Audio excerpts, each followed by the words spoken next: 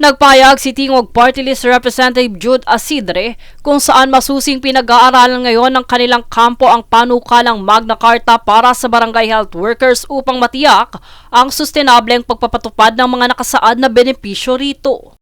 No, we're closely studying it together with whatever concerns there may be with regards to the Magna Carta of barangay health workers, and we're studying it. But our commitment to our barangay health workers remains the same.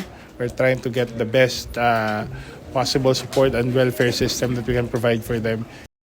Bagamat hindi pa malinaw ang buong detalye ng naging takbo ng panukala sa Bicameral Conference Committee, kinilala ni Asidre na ang issue sa pondo ang isa sa mga pangunahing balakid sa pagpasa ng batas. But I like to believe part of the problem was really the funding, how to ensure the sustainability of whatever proposals that they've made in the bill.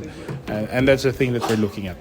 Gayunpaman, iginiit niya na nananatili ang kanilang pangako sa mga BHWs at patuloy silang naghahanap ng pinakamahusay na sistema ng kapakanan para sa mga ito. Anya, kailangan ang pagiging makatotohanan sa mga pag-uusap at tukuyin ang mga lugar kung saan pwedeng magkaroon ng pagkakaisa. Well, sa mga barangay health workers, no, we've already made a good fight kasi principal author din tayo doon sa Magna Carta, and our commitment remains the same, no.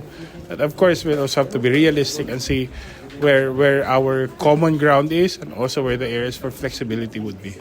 Kasabay nito, muling isinulong ni Senador J.V. Ejercito ang nasabing panukala bilang isa sa kanyang 10 prioridad sa ika-20 Kongreso matapos itong maantala noong nakaraang sesyon. Binatikos ni Ejercito ang hakbang ng Kamara na bawiin ang pagpapatibay nito sa panukala sa kabila ng pag-aproba ng Senado. Iginiit ng Senador na mahalaga ang papel ng BHW sa komunidad lalo na noong panahon ng pandemya.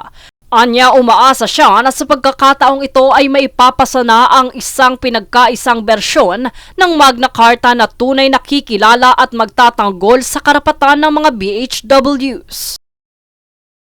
Jade Buhoy, nag-uulat para sa Golden Nation Network.